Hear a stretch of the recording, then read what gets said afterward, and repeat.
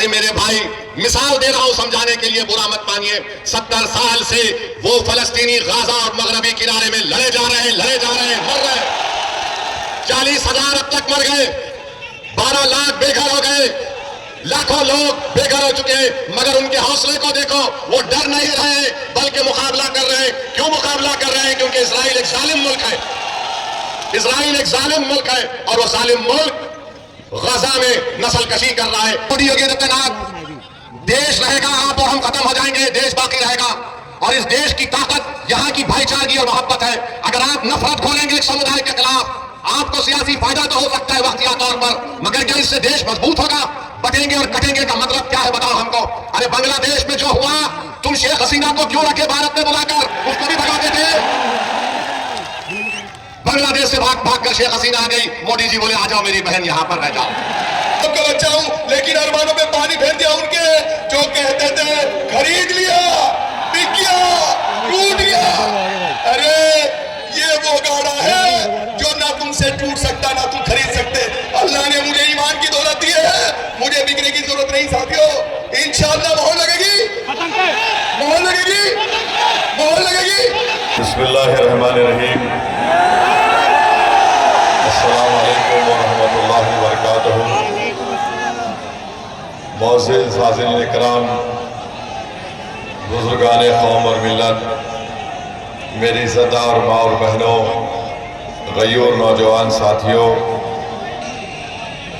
मंच पर जो हज़रात बैठे हुए हैं, तशरीफ़ फरमा हैं,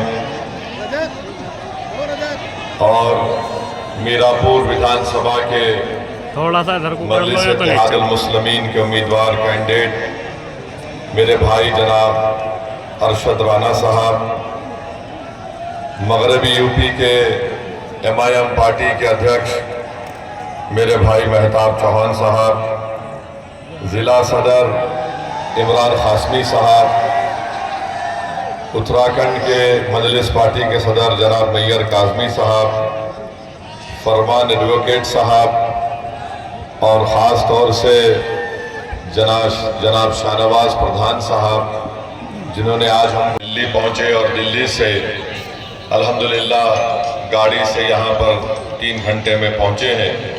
मैं अल्लाह का शुक्र अदा करता हूँ कि अल्लाह मुझे यहाँ पर आने का मौका दिया, आपके दरमियान में खड़े होकर हमारे उम्मीदवार जनाब अरशद राना साहब और पार्टी के बारे में बोलने का मौका इनायत फरमाया। मैं आप तमाम का भी शुक्रगुजार हूँ कि आपने अपना कीमती वक्त निकाल कर आज आप यहाँ पर आए। मैं सिर्फ आपसे इतनी गुजारिश करने आया हूँ कि ककरोली गांव में ये एक अज़ीमुश्शान जलसे आम हो रहा है, इंतखाबी जलसा, कि 20 तारीख के दिन आपको अपना एक वोट पतंग के निशान पर बटन दबाकर आप अपने इत्तेहाद को मजबूत करिए, उत्तर प्रदेश में अपनी क़यादत को मजबूत करिए और अपनी एक बेबाक आवाज़ को अरशद राना के रूप में उत्तर प्रदेश के विधानसभा में भिजाइए, ताकि इस विधानसभा में जो बेशुमार अवामी मसाइल हैं वो उसको हल कर सके। आप जानते हैं कि मीरापुर विधानसभा में बच्चियों के लिए, ख़वातीन के लिए कोई डिग्री कॉलेज नहीं है, अस्पताल नहीं है, और यहाँ पर जो शुगर मिल है, मोराना शुगर मिल, उसकी कैपेसिटी बढ़ाना है, जिसके ताल्लुक से कोई विधायक या सांसद ने अब तक कोशिश नहीं की। गन्ने का रेट जो 450 रुपये होना चाहिए, अभी तक सिर्फ 300 रुपये दिया जा रहा है। इसकी मांग कोई नहीं कर रहा है, और स्कूल नहीं है, रोड नहीं है, बिजली की सहूलत नहीं है, और फिर यहाँ पर जो जोजा बिरादरी है उनको उनका हक भी नहीं दिया जा रहा है।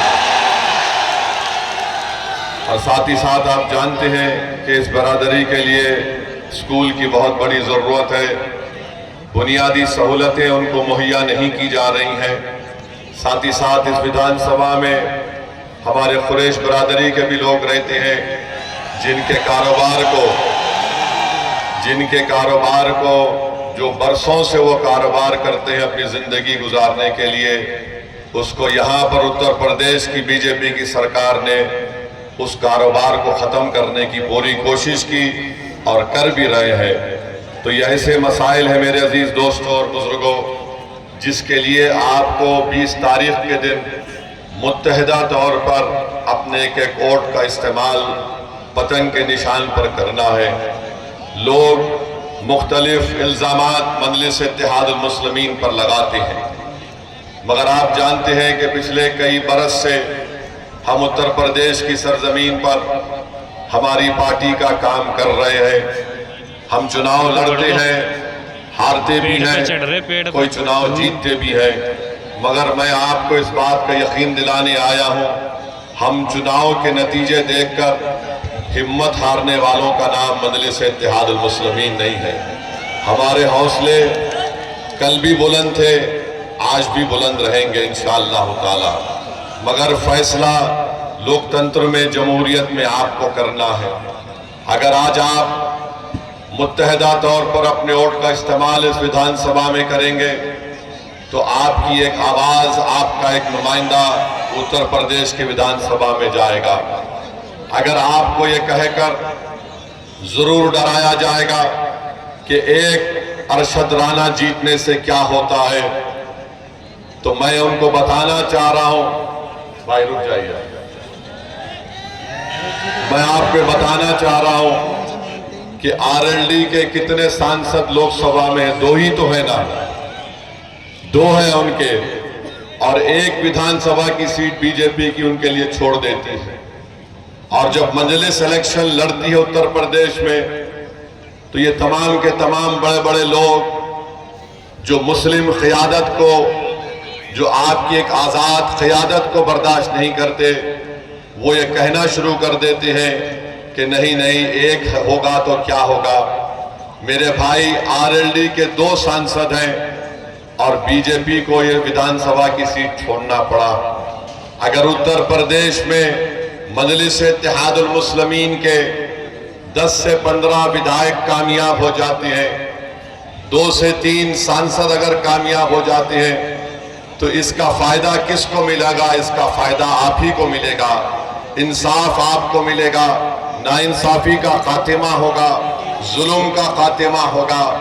ये बात हम बार बार आपके दरमियान में आकर कह रहे हैं कि भारत की लोकतंत्र में हर समाज के पास उसकी एक आवाज है, और जब तक आप उस आवाज को मजबूत नहीं करेंगे, उनको जिताएंगे नहीं, आपकी कोई तकलीफ दूर नहीं होगी। के चुनाव हुए, आज भारत की पार्लियामेंट में चाहे वो अपर कास्ट हो या बैकवर्ड क्लास हो, इनकी आबादी के लिहाज से उनके सांसद जीत कर आए हैं। अगर एक समुदाय है जिनके सांसद आबादी के मुताबिक नहीं जीत पाए हैं, तो भारत की सबसे बड़ी अल्पसंख्यक समाज मुसलमान है। इसका जिम्मेदार कौन है बताइए आप? इसके जिम्मेदार किसी हद तक हम भी हैं, जो हम डर जाते हैं कि नहीं नहीं, अगर हम मजलिस को वोट देंगे तो बीजेपी जीत जाएगी। मेरे भाई, मैं आपसे ये कह रहा हूं, यकीनन बीजेपी को हमको रोकना है, मगर क्या हमारी जिंदगी की इब्तिदा खाली इनको रोकने में और फिर हमारी जिंदगी का खात्मा इनको रोकने में खत्म हो जाएगा? फिर हमारी आवाज कहां पर जाएगी?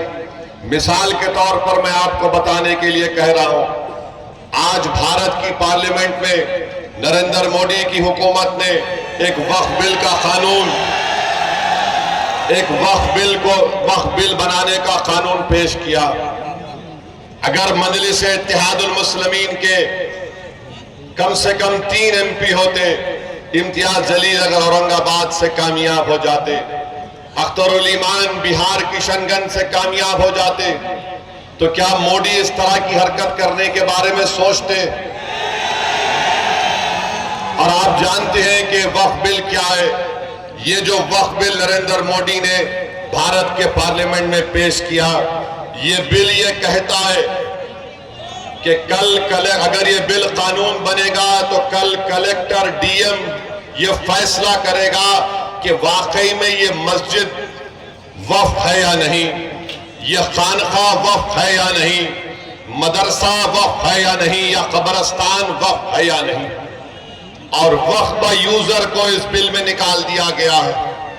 मैं जिम्मेदारी के साथ आज आपके दरमियान में ककरौली गांव में खड़े होकर आपसे और उत्तर प्रदेश के तमाम जिम्मेदारों को बता रहा हूं, उत्तर प्रदेश सुन्नी वक्फ बोर्ड में जितनी जायदादें रजिस्टर्ड हैं 99% वक्फ ब यूजर है, यानी उसका कोई डीड नहीं है मगर रजिस्टर्ड है। अगर खुदा ना खास्ता यह कानून बीजेपी की हुकूमत बनाएगी तो इन तमाम 99% वक्फ जायदाद का क्या होगा? क्योंकि मोदी ये कह रहे हैं कि जो जायदाद वक्फ होती है हम और आप मानते हैं कि उसका मालिक अल्लाह होता है, सुबह क़यामत तक मालिक उसका अल्लाह होता है, मगर मोदी इस तरह का बिल पार्लियामेंट में पेश कर रहे हैं कि मालिक अल्लाह नहीं होगा, मोदी होगा और मेरा नायब का डीएम होगा, कलेक्टर होगा। उत्तर प्रदेश में जितनी सुन्नी वक्फ बोर्ड की प्रॉपर्टियां हैं 99% वो वक्फ ब यूजर है। इस बिल में वक्फ ब यूजर को उड़ा दिया गया। इस बिल में यह बात लिख दी गई है कि अगर कोई भी जाकर डीएम कलेक्टर के पास से शिकायत कर दे कि ये फुला जायदाद वक्फ की नहीं है, तो कलेक्टर जब तहकीकात का इंक्वायरी का ऑर्डर देगा, जैसे ही वो इंक्वायरी का ऑर्डर देगा उस वक्त से वो जायदाद वक्फ नहीं रहेगी। कब तक वक्फ नहीं रहेगी? जब तक कलेक्टर या डीएम अपनी इंक्वायरी मुकम्मल नहीं कर लेता। डीएम इंक्वायरी मुकम्मल नहीं करेगा, इंक्वायरी का ऑर्डर जारी कर देगा, वक्फ की प्रॉपर्टी से, जायदाद से हम महरूम हो जाएंगे। आप बताइए फिर किसका नुकसान होगा इस बारे में? फिर उसमें बिल में लिख दिया गया कि उत्तर प्रदेश के आज वक्फ बोर्ड में उसका एक एक मेंबर रुकन सिर्फ मुसलमान बन सकता है। मोदी कह रहे हैं कि नहीं, कम से कम 2 गैर मुस्लिम तो बनना ही बनना है, और इलेक्शन नहीं होगा रियासती वक्फ बोर्ड में। प्रदेश की सरकार मेंबर्स को नॉमिनेट करेगी, नामजद करेगी, यानी 2 से ज्यादा भी गैर मुस्लिम उसके मेंबर बन जाएंगे, मेजॉरिटी में आ जाएंगे। मकसद एक ही है कि मोदी ये चाहते हैं कि भारत से वक्फ की जायदादों को खत्म करके रख दिया जाए। मस्जिदें वक्फ ना रहे, दरगाहें ना रहे, खानखाएं ना रहे, कब्रिस्तान ना रहे। इसीलिए मोदी ने इस तरह के बिल को भारत की पार्लियामेंट में पेश किया है। मैं आपको खबरदार कर रहा हूं, मैं आपको बाखबर कर रहा हूं, अगर आज आप नहीं जागेंगे, इस बिल के खिलाफ सदाए एहतजाज नहीं बुलंद करेंगे, तो याद रखिए हम अपनी वक्फ जायदादों को खो देंगे और बाद में रोने से कोई फायदा नहीं। अभी आपको उठकर एक मुस्बित पैगाम देना है, और पैगाम देने का तरीका यह है कि 20 तारीख को जब आप वोट डालने जाएंगे तो आप इसलिए भी पहला अपना वोट इस्तेमाल करेंगे ताकि मोदी को मालूम हो जाए कि हम इस वक्फ बिल को कबूल नहीं करते जो हमारी मस्जिदों को छीनना चाहता है। हम मीरापुर से आरएलडी को हराएं ताकि जयंत चौधरी को मालूम हो जाए कि आप हमारे वोट हासिल नहीं कर सकते जब तक कि आप वक्फ बिल की मुखालिफत में जयंत चौधरी नहीं खड़े हो जाएंगे। तो क्या आप इस वक्फ बिल के खिलाफ वोट देंगे 20 तारीख को? क्या आप अपनी मस्जिद, दरगाहों को, खानखाहों को बचाएंगे? आपने इंशाअल्लाह कह दिया, मगर याद रखिए अगर आप मुत्तहदा तौर पर अपना एक एक वोट मोदी के इस काले बिल के खिलाफ इस्तेमाल करेंगे तो मोदी को भी पैगाम मिलेगा, जयंत चौधरी को भी पैगाम मिलेगा कि मीरापुर की जनता ने जो फैसला दिया है वो सिर्फ मीरापुर की हद तक महदूद नहीं है, बल्कि पूरे उत्तर प्रदेश की आवाम ने फैसला दिया है कि हम तुम्हारे इस कानून, इस बिल को नहीं मानते जो हमसे हमारी मसाजिद को और वक्फ की जायदादों को छीनना चाहता है। लोग भी खड़े हुए, समाजवादी के नेता अखिलेश यादव भी खड़े हुए, बिल के बारे में बोलने के बजाय वो कोई और दास्तान सुना रहे थे, वो कोई और ही दास्तान सुना रहे थे। तो मेरे अजीज दोस्तों और बुजुर्गों, याद रखिए अगर आप मौजूदा हालात में अपने वोट से अपने नुमाइंदों को कामयाब नहीं करेंगे तो जो बरसों से हमारा इस्तेसाल चल रहा है वो जारी और सारी रहेगा। अगर MIM पार्टी जीतती है तो यहां पर भारत की जमहूरियत मजबूत होगी, गरीबों और मजलूमों को एक आवाज मिलेगी। क्योंकि आपने समाजवादी को कभी वोट दिया, कभी बसपा को वोट दिया, कभी RLD को वोट दिया। आप सिर्फ वोट देते हैं मगर आपकी आवाज कोई नहीं उठाता, कोई आपके लिए लड़ने के लिए तैयार नहीं होता। मैं आपको बता रहा हूं, आप याद रखिए, फैसला तो आपका है, जमहूरियत है, आप जिसको चाहे वोट दे दें। मगर अगर आप इस बार भी इस डर में आ जाएंगे कि नहीं ये अरशद राना जीतेगा या नहीं जीतेगा, मेरे भाई जब जंग करना है जमहूरियत में तो जंग खूब तरीके से करनी चाहिए। हमारा मामला यह है कि जंग करने से पहले हम नतीजे पर पहुंच जाते हैं, जंग करने से पहले हम नतीजे पर पहुंच जाते। अरे हम हार गए तो कैसा, अरे मेरे भाई मिसाल दे रहा हूं समझाने के लिए, बुरा मत मानिए। 70 साल से वो फलस्तीनी गाजा और मगरबी किनारे में लड़े जा रहे हैं, मर रहे हैं। 40,000 अब तक मर गए, 12 लाख बेघर हो गए, लाखों लोग बेघर हो चुके हैं। मगर उनके हौसले को देखो, वो डर नहीं रहे बल्कि मुकाबला कर रहे हैं। क्यों मुकाबला कर रहे हैं? क्योंकि इजराइल एक जालिम मुल्क है, इजराइल एक जालिम मुल्क है और वो जालिम मुल्क गाजा में नस्ल कशी कर रहा है। मगर एक मिसाल देने के लिए आपको बता रहा हूं। दूसरी बात मैं आपके सामने ये अर्ज करना चाह रहा था कि यहां पर अंसारी बरादरी बहुत बड़ी तादाद में है, उनका कारोबार पूरा का पूरा ठप होकर रह गया, कोई नहीं पूछता। आप देखते जाइए बीजेपी क्या कर रही है। जो भी अल्पसंख्यक समाज के लोग अपने हाथ और खून पसीने की कमाई से अपनी जिंदगी गुजारते, उनकी कारोबार को, उनके बिजनेस को खत्म कर दिया जा रहा है। मगर कोई आवाज उठाने वाला ही नहीं, कोई लड़ने वाला ही नहीं। चुनाव आ गया तो सब आ जाते हैं कि भैया को जिताओ, दरी बिछाओ, अपनी जवानी को कुर्बान करो, उसके बाद हम ही मरते हैं, उसके बाद हम ही मरते हैं। तो मेरे अजीज दोस्तों और बुजुर्गों, मेरे भाई आप सुनिए, हाँ जिंदा है, आप भी जिंदा है, हम भी जिंदा है। हम और आप जब तक जिंदा है उस वक्त तक कयामत नहीं आने वाली, अल्हम्दुलिल्लाह।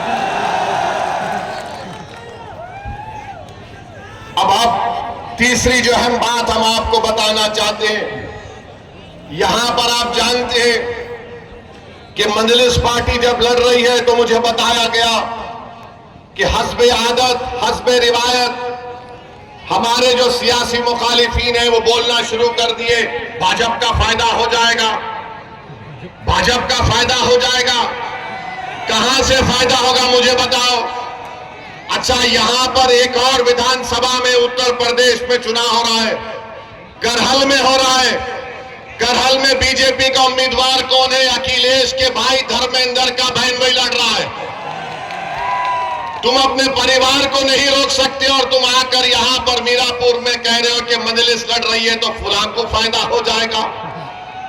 अरे तुम्हारे भाई का बहन भी लड़ रहा है, यानी तुम्हारे परिवार हर पार्टी में बैठकर मलाई और गुलाब जामुन खा लेंगे और हमको वोट ना दे कोई,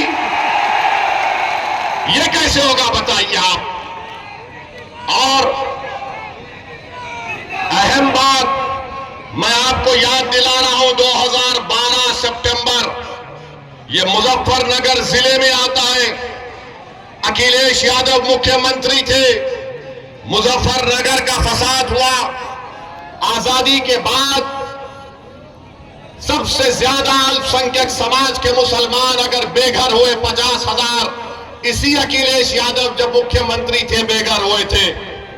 जो खेतों में रह रहे थे, पर्दों के टेंट में रह रहे थे, और यही अखिलेश यादव मुख्यमंत्री थे जब 50,000 लोग बेघर हो गए थे। किसी के माओ की इज्जत लूट ली गई, किसी के बहनों को कत्ल कर दिया गया। आप कैंपों में जिंदगी गुजार रहे थे और अखिलेश यादव सैफई में उत्सव मना रहे थे, मुंबई से एक्टरों को बुलाकर नाच गाना करवा रहे थे। यही अखिलेश यादव थे जिन्होंने बुलडोजर चलाया था उन रिलीफ कैंपों के ऊपर। तो मेरी आपसे गुजारिश है कि याद रखिए, यही समाजवादी पार्टी की हुकूमत थी, यही मुजफ्फरनगर का इलाका था जहां पर यह हुआ था। और जब मुजफ्फरनगर का कांड हुआ, कौन उन कैंपों में जाकर फिरकर उन गरीबों की मदद करने के लिए आया था? मैं 3 दिन इस कैंपों में रहा, जाकर देखता रहा। उस जमाने में मैं आया और हमारे एक दोस्त शाहनवाज साहब थे, मरहूम जफरयाब जिलानी साहब के साथी थे। मेरे अजीज दोस्तों और बुजुर्गों, ये बात आप अपने जहन नशीन कर लीजिए। 20 तारीख के दिन अपने एक वोट का इस्तेमाल करिए और फिर इस विधायक यहां पर ककरोली गांव में हम पुलिस से भी गुजारिश करेंगे, आप देखते ही हमको चालान मार देते हैं। हमको मालूम आप बहुत हमसे मोहब्बत करते हैं, मगर इतनी ज्यादा भी मोहब्बत मत करिए जो हमारी जेब खत्म हो जाए। मेरे अजीज दोस्तों और बुजुर्गों, और फिर आ जाइए, आपके मुख्यमंत्री बाबा के ऊपर भी कुछ बोलना पड़ेगा। आजकल बाबा महाराष्ट्र में फिर रहे हैं, सुनिए, महाराष्ट्र में फिर रहे हैं और नहीं जरूरत है, और नारा लगाए हैं, बटेंगे तो कटेंगे,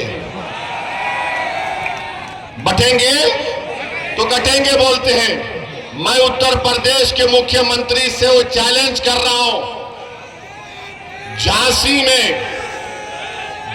में मेडिकल कॉलेज में 10 मासूम बच्चे जलकर मर गए, 10 मासूम बच्चे जलकर मर गए।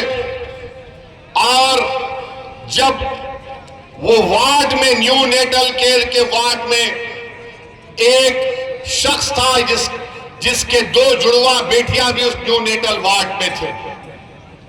जब वार्ड में आग लगी तो शख्स कूदकर 10 से ज्यादा मासूम छोटे बच्चों की जान बचाया। बाद में मालूम हुआ कि उसकी 2 बेटियां, जुड़वा बेटियां जलकर मर गई। और उस शख्स का नाम आपको मालूम क्या था? जिसने 10 से ज्यादा मासूम बच्चों की जान बचाई, जो 6-8 महीने के बच्चे बच्चियां थे। उस शख्स का नाम याकूब मंसूरी था।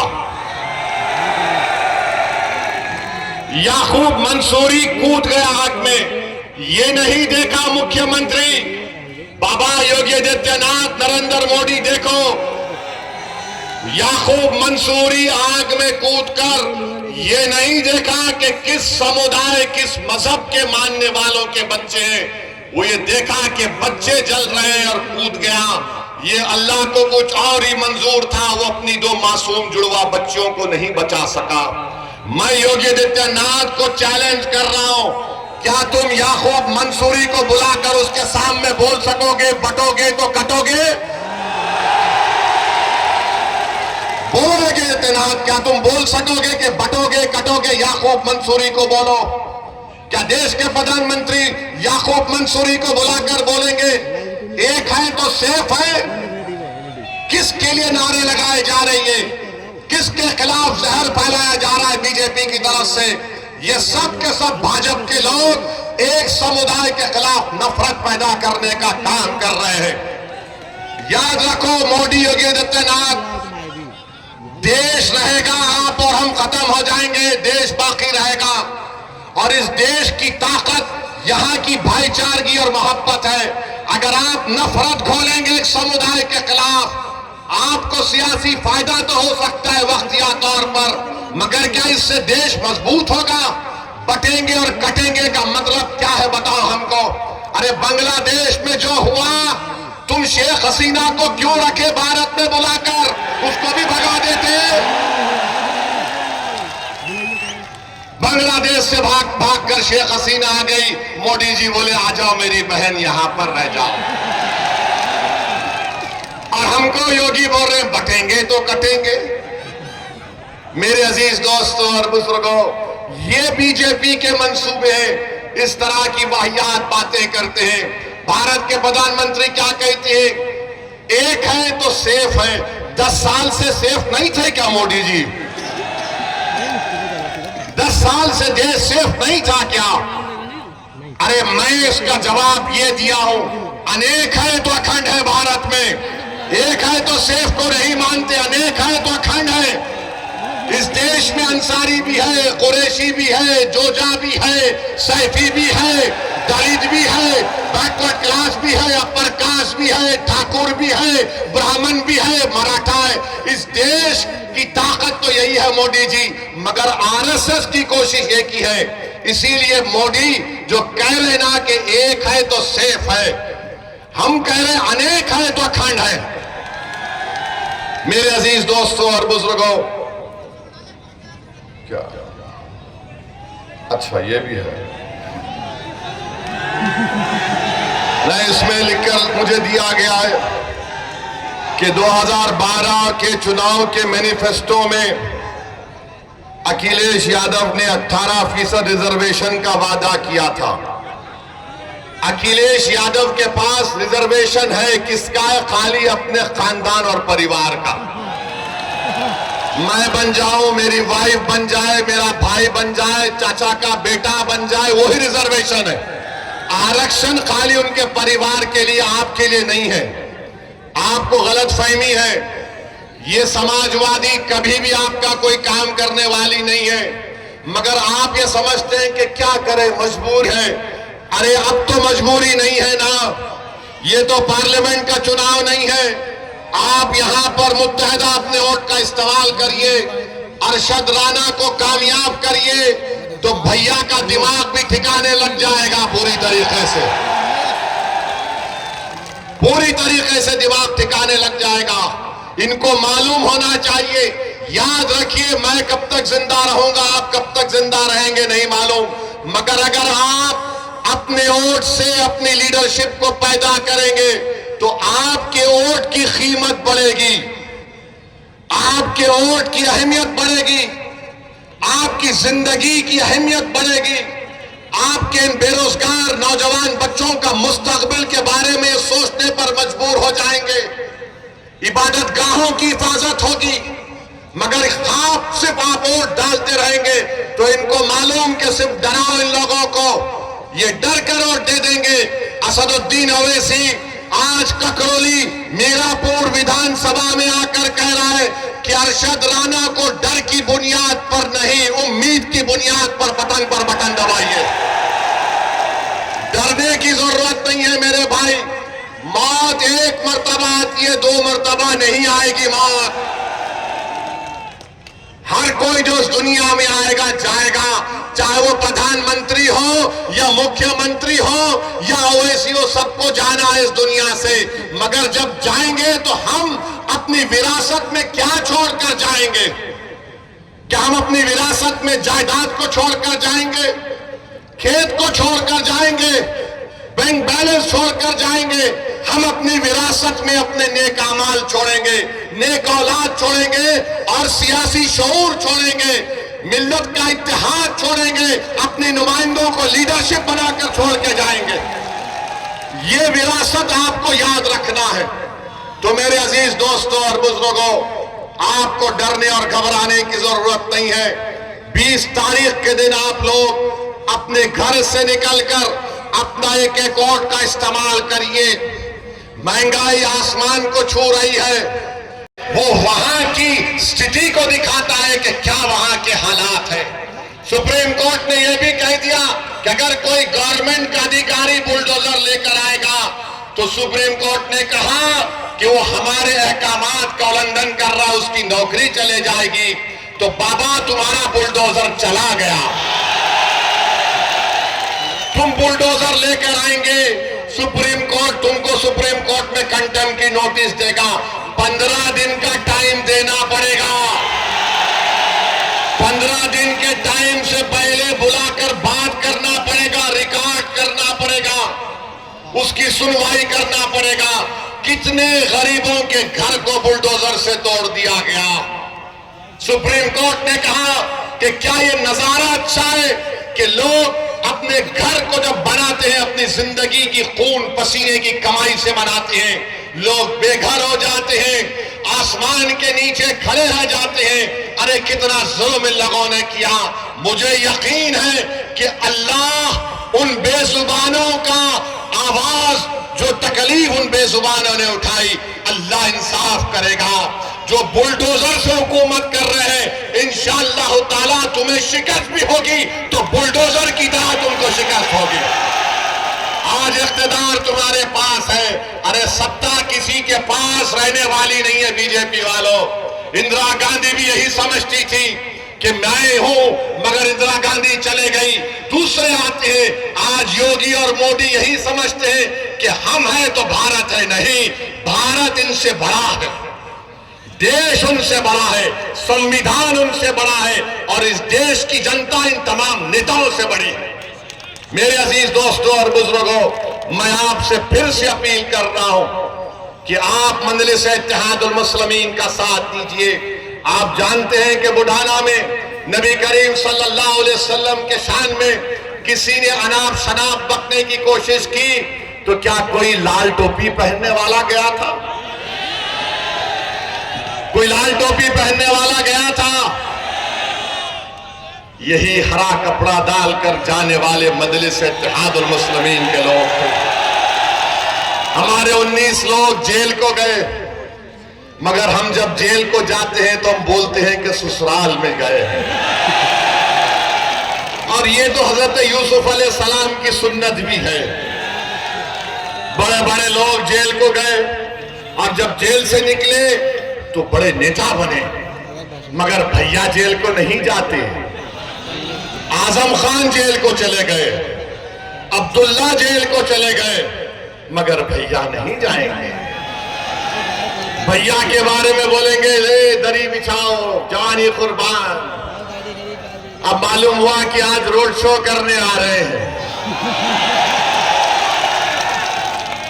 अखिलेश, आपने गलत टाइम लिया यहां पर आने का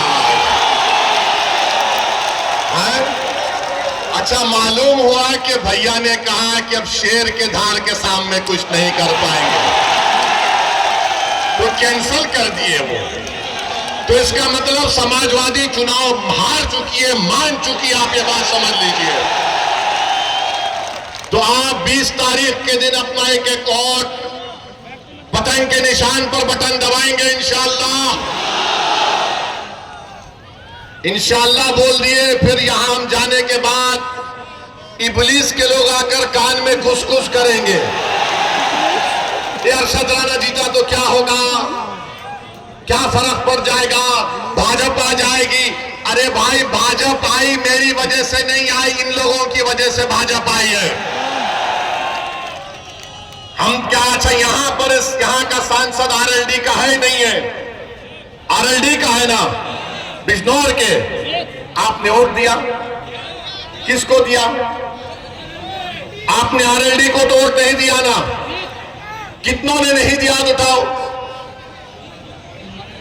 अच्छा, आप ये बोलेंगे हमारे भाषण के बाद ओवैसी आएगा तो आरएलडी बीजेपी जीत जाएगी। मेरा जवाब यही है कि हाँ, मैं भारत में बैठकर कमला हैरिस को हरा दिया और ट्रंप को जिता दिया। और क्या बोलो, मैं जिम्मेदार हूं। यानी हम यहां पर बैठ जाते नहीं है। ये इनके कांग्रेस के एक नेता बोले हाँ, ओवैसी लड़ता नहीं है, मगर उसकी भाषण का इतना असर होता है कि हम हार जाते हैं। मेरे भाई, ये सब बहाने हैं। कोई जीत हार चुनाव है, कोई जीतेगा तो कोई हारेगा। आपसे हम अपील करने आए हैं कि मुत्तहिदा तौर पर 20 तारीख के दिन आप लोग अपना एक एक वोट का इस्तेमाल करिए। और आप लोगों के बीच में हेलीकॉप्टर का बहाना न करके बाइलोड आने का काम किया। इसलिए मैं तमाम मीरापुरवासियों से गुजारिश करता हूं, अपील करता हूं, जो कायद आपके लिए बाइलोड हेलीकॉप्टर का बहाना न भागे, बाइलोड आपके बीच आने के लिए तैयार है। क्या आप लोग उसके नुमाइंदे अरशद राणा को यहां से जिताकर विधानसभा भेजने के लिए तैयार है? तैयार है? पीछे तक